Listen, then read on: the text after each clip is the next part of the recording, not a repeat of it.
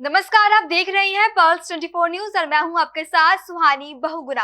आइए करते हैं रुख इस वक्त की बड़ी खबर की ओर। इत्तेहाद मिल्लत काउंसिल के राष्ट्रीय अध्यक्ष मौलाना तौकीर रजा द्वारा हिंदू मुस्लिम लड़के लड़कियों के सामूहिक निकाह कराए जाने के विरोध में आज हिंदू संगठनों ने पंडित के शंखधार और सुशील पाठक के नेतृत्व में जिलाधिकारी को ज्ञापन देते हुए मौलाना तौकीर रजा खान के खिलाफ कार्रवाई करने की मांग की।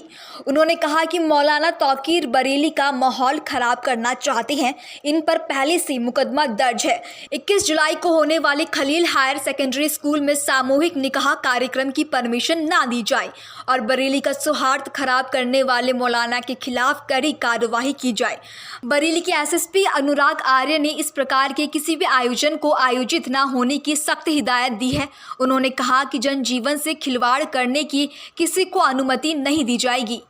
चाहेंगे तो उनसे बात की जाएगी, उनसे मुलाकात भी कराई जाएगी और विवाह जिस दिन होगा उस दिन तो आप लोग डायरेक्ट उन लोगों से बात कर सकते हैं, उनके इंटरव्यूज ले सकते हैं। सामूहिक तौर पर करवाना जा रहा है, क्यों क्या सोचा है? नहीं, सोचना क्या है इसमें? नहीं, सवाल ये जो सामूहिक तौर पर धर्म परिवर्तन की बात आई है निकल वो नहीं, धर्म परिवर्तन तो तकरीबन उनका हो चुका है पहले ही, आपस में रह भी रहे हैं। लेकिन हम ये चाहते हैं कि ये आपस में जो रहना है ये न हिंदू धर्म में इसकी मान्यता है न इस्लाम में इसकी मान्यता है, तो हम उनको मान्यता देना चाहते हैं।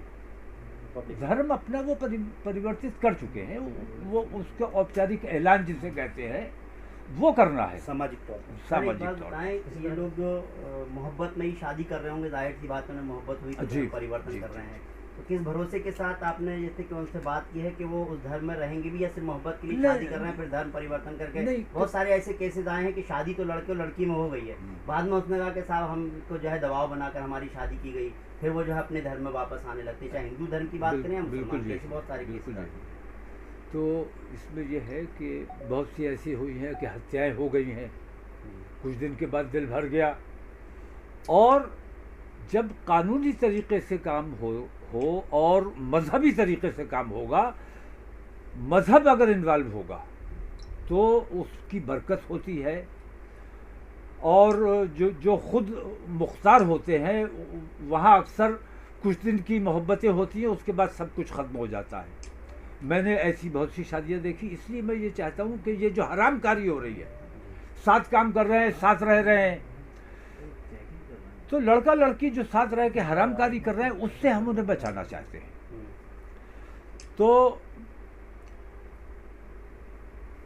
बहुत से लड़के और लड़कियां हिंदू भी हुए हैं और हमने ना कभी एतराज़ किया है, ना हम ऐसे लोगों पर एतराज़ कर सकते हैं, ना हमें करना चाहिए, और ऐसे जो मुसलमान होना चाहते हैं उन पर भी किसी को एतराज़ नहीं होना चाहिए, क्योंकि हम बेहयाई और बेशर्मी से बचाना चाहते हैं लोगों को। साथ फेरे होने चाहिए, बाकायदा हिंदू धर्म के रीति रिवाज के साथ होना चाहिए, वो शादी मान्य है, और बाकायदा निकाह होना चाहिए, वो शादी मान्य है। बाकी ये जो खुद मुख्तारी वाला मामला है ये कतई दुरुस्त नहीं है, लिव इन किसी भी हालत में बर्दाश्त नहीं किया जाएगा। अक्सर हम देखते हैं कि जब मुस्लिम लड़की हिंदू लड़के से शादी करती है तो बहुत सारे मुस्लिम संगठन इसका विरोध करते हैं और लगता है कि मुस्लिम लड़की हिंदू के यहाँ चली गई। इस तरह से हम देखते हैं, जो खबरें भी आती हैं बनती भी हैं, और इस तरह से अगर हम दूसरी तरफ अगर देखते हैं कि कोई हिंदू लड़की मुसलमान होने जा रही है तो उस तरफ के संगठनों को भी कहीं ना कहीं इस तरह से विरोध होता है, तो ऐसे उसमें आपको क्या लग रहा है, इस तरह का विरोध उठ सकता है? नहीं, अब ये बताइए कि हमने तो आज तक कोई विरोध किया नहीं है। कितनी लड़कियों के ऐसे मामले आए, लड़कों के मामले आए जिन्होंने अपना मजहब बदल लिया, हमने कोई एतराज़ नहीं किया है, क्योंकि ये उनका ज़ाती मामला है। और कोई अगर इस्लाम कबूल कर रहा है बिला किसी दबाव के, बिला किसी लालच के, तो उसका वो इख्तियार है, उसे करना चाहिए, उसको वो छूट मिलनी चाहिए, उस पर किसी किस्म का कोई दबाव नहीं बनाया जाना चाहिए। मैंने बताया ना कि पिछले 2 साल से मैंने पाबंदी लगाई हुई थी, इस वजह से हमारे जो मौलाना लोग जो निकाह पढ़ाते हैं उन लोगों ने कोई निकाह नहीं किया। और ये जो कौन सा जिहाद होता है, लव जिहाद का जो हमारे ऊपर इल्ज़ाम था, हमने कतई उस पर पाबंदी लगाई हुई थी। लेकिन अब कुछ जगहों पे ऐसी चीज़ें आई हैं, जैसे मेरे पास 23 एप्लीकेशन है जो पहले से साथ हैं, उनके ताल्लुकात हैं, उनका उठना बैठना रहना सहना है और तमाम मामलात उनके चल रहे हैं, तो उन्होंने अपने तमाम चीज़ें तय की हुई हैं, उनको सार्वजनिक करना है सिर्फ। इसलिए काम के लिए मैंने ज़िला प्रशासन से परमिशन मांगी है। 21 तारीख को मेरा प्रोग्राम। परमिशन मौलाना साहब अगर नहीं होती तो क्या? नहीं, परमिशन ना होने की मुझे नहीं लगता है कोई वजह हो सकती है, क्योंकि जितने रोज़ाना खबर आती है कि फ़लाँ हिंदू हो गया, फ़लाँ हिंदू हो गया, और न कोई एतराज़ करता है। हमारी तरफ से भी कोई एतराज़ नहीं किया जाता है और ज़िला प्रशासन भी उन पर कोई एतराज़ नहीं करता है। हम तो परमिशन मांग रहे हैं, शायद उन लोगों ने तो कभी परमिशन भी नहीं मांगी है। मैं पूरा हिंदुस्तान देख रहा हूँ, पूरे हिंदुस्तान में इस किस्म का मामला चल रहा है। वही अगर नई परमिशन होती है तब भी आपका प्रोग्राम तो है, नहीं प्रोग्राम तो हमारा है, और परमिशन ना होने की वजह बताई जाएगी हमें कि किस वजह से परमिशन नहीं होगी। पंडित जी, जानना चाहेंगे कि आज आपने ज्ञापन दिया है मौलाना तौकीर रजा के खिलाफ, क्या मामला है, किस प्रकार की कार्रवाई की मांग करते हैं? तौकीर रजा ने सस्ती लोकप्रियता पाने के लिए बरेली में अपने वजूद को पुनर्स्थापित करने के लिए या अपना वजूद टटोलने के लिए एक बहुत नीचतापूर्ण हरकत की है, जिसमें उसने हिंदू समाज का अपमान कर दिया है और देश का अपमान कर दिया, भारतवर्ष की मूल भावना का उसने अपमान किया है। इसी परिप्रेक्ष्य में कि उस पर कठोर से कठोर कार्रवाई हो, FIR उसके खिलाफ की जाए।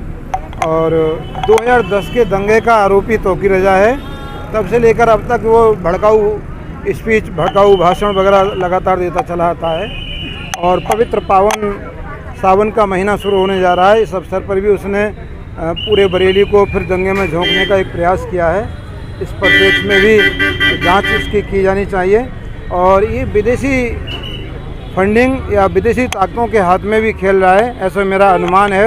और मुझे 100% विश्वास है कि इसकी जांच की जाएगी तो निश्चित रूप से ये विदेशी आतताइयों, आतंकियों के तार से जुड़े हुए निकलेंगे। तो ये शादी कराने का जो उसने कहा है, तो मैं ये पूछना चाहूँगा कि शादी तौकीर रजा कर रहा है या जो लड़के लड़की जिनको बता रहा है वो कर रहे हैं? अगर वो कर रहे हैं तो वो अनुमति वो लें जा करके ना, फॉर्म 9 भरें, जाएँ DM साहब के पास, जिलाधिकारी महोदय के पास जाएं, वहाँ जा कर के लड़का लड़की जो भी धर्म परिवर्तन करना चाहता अपना वो प्रार्थना पत्र वगैरह दे और उपस्थित होकर के अपनी बात कहे, तब वो कानून के आधार पर वो धर्म परिवर्तन हो सकता है, नहीं हो सकता है, वो जिलाधिकारी महोदय का अपने विवेक से काम लेंगे। परंतु इसका क्या औचित्य बनता है, ये परमिशन के लिए कैसे इजाज़त मांग सकता है?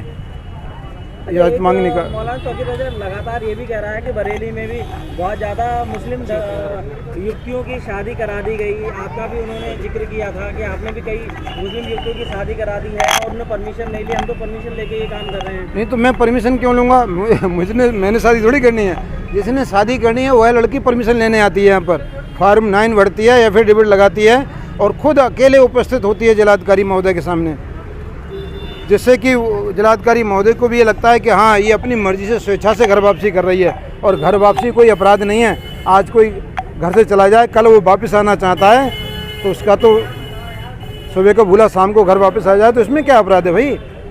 मगर वो जड़ मूल से यहाँ से फिर दोबारा घर वापसी यानी धर्म परिवर्तन करें, ये तो अपराध की श्रेणी में आना ही चाहिए।